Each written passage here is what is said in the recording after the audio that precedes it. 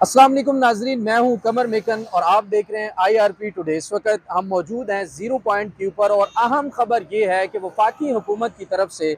वज़ीर दाखिला ऑफिस ने आज एक नोटिफिकेशन जारी किया है जिसमें रेड जोन का जो इलाका है उसमें तोसी कर दी गई है। नाजरीन, ये तोसी क्यों करनी पड़ी, इसके पीछे क्या मुहरक़ात हैं, ये आपके साथ हम शेयर करेंगे और इस तोसी से असल मकासद क्या हासिल करना हो सकते हैं, इस पर भी बात करेंगे। उसके बाद हम बात करेंगे शहीद सहाफ़ी सदफ के ऊपर, जो चैनल 5 की सहाफ़ी कल जिनका कंटेनर के साथ हादसा हुआ लॉन्ग मार्च के अंदर, उनके ऊपर भी बात करेंगे और उनके शौहर का कौन सा अहम बयान सामने आया है वो भी आपके साथ शेयर करेंगे। इमरान रियाज खान का वो सरप्राइज क्या आने वाला है, जो कि हमारा शायद ये वीलॉग आने से पहले आ जाएगा, लेकिन आपके साथ हम डिटेल्स उसकी ज़रूर शेयर करेंगे। और उसके बाद आपको बताएंगे कि वज़ीर आज़म शहबाज शरीफ के पास कौन से 3 सहाफ़ी गए जिन्होंने मुज़ाकरात की बात की और इमरान खान ने शहबाज शरीफ की तरफ से भेजे गए उन सहाफ़ियों को क्या जवाब दिया। सबसे पहले बात कर लेते हैं रेड जोन की तोसी के ऊपर।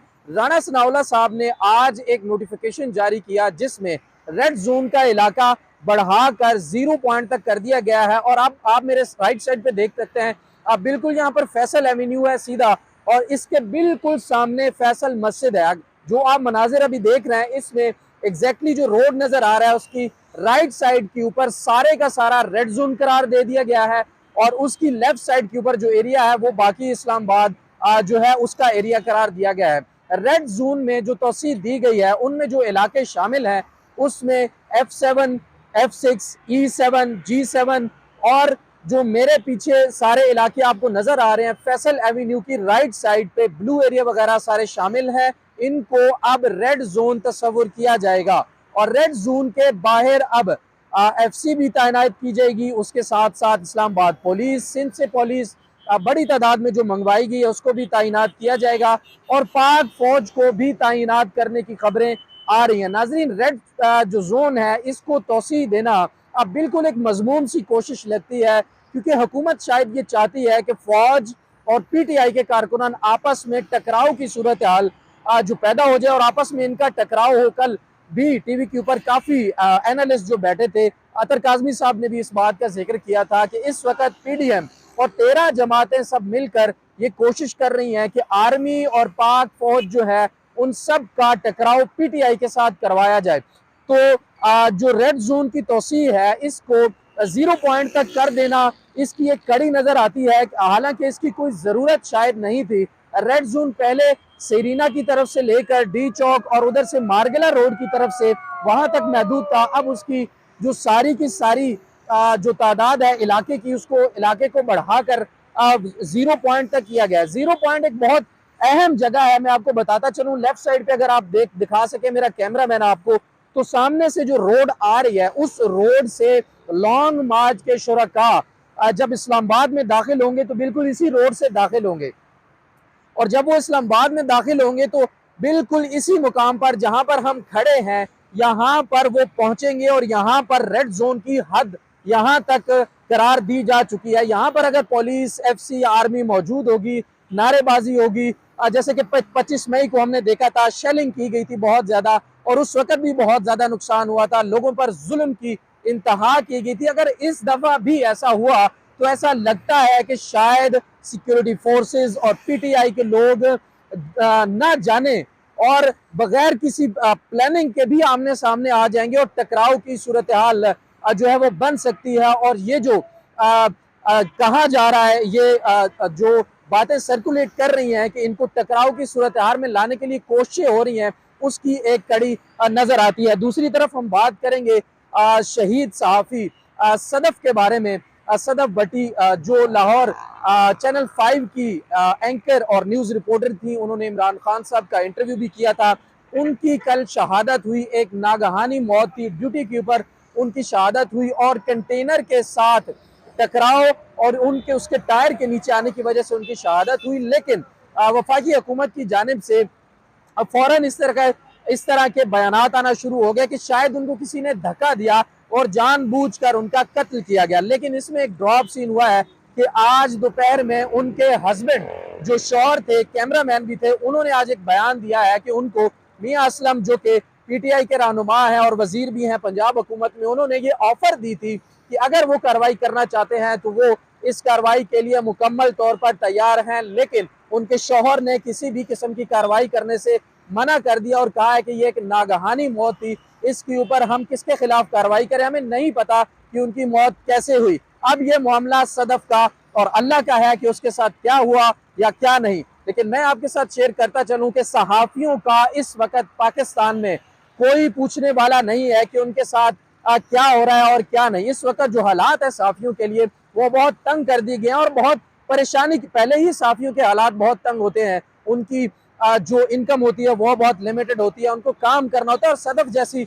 बहादुर खातून जो कि मर्दों के शाना बशाना मिलकर अपनी रिपोर्टिंग और अपने घर वालों के लिए रिज़्क़ हलाल कमा रही थी और बेहतरीन तरीके से रिपोर्टिंग कर रही थी, हम उनको भी सलाम पेश करते हैं। लेकिन इसमें भी एक कोशिश की गई कि शायद पंजाब हुकूमत या इमरान खान के ऊपर यह मामला डाला जाए। उसके बाद हम बयान करेंगे आपके साथ इमरान रियाज खान साहब का सरप्राइज क्या होगा। कल से ये खबरें आ रही थी कि इमरान रियाज साहब मुल्क छोड़कर चले गए हैं,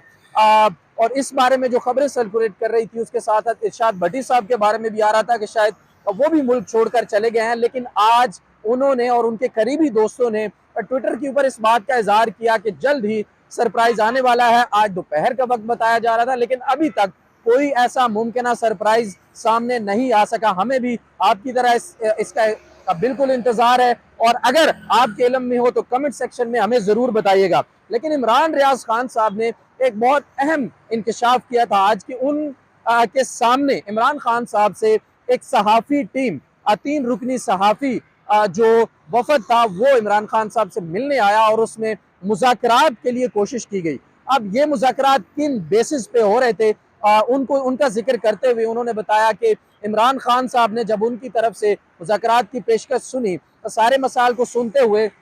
उन्होंने बात की और कहा कि सबसे पहले तो जो बात है वो मिसाके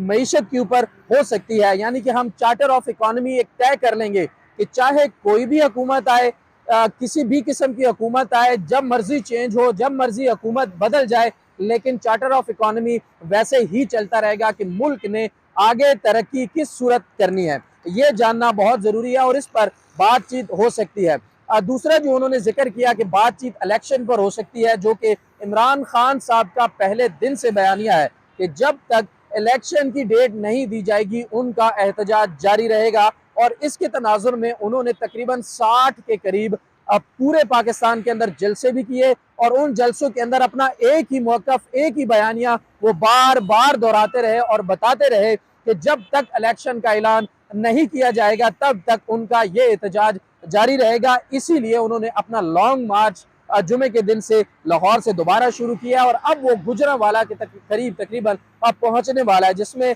लाखों की तादाद में जो है कहा जा रहा है कि लोग जो है वो शिरकत कर रहे हैं और उसको जो मतलूबा सफ़र है वो तय करने में मुश्किलात पेश आ रही है, क्योंकि लोग इतने ज़्यादा है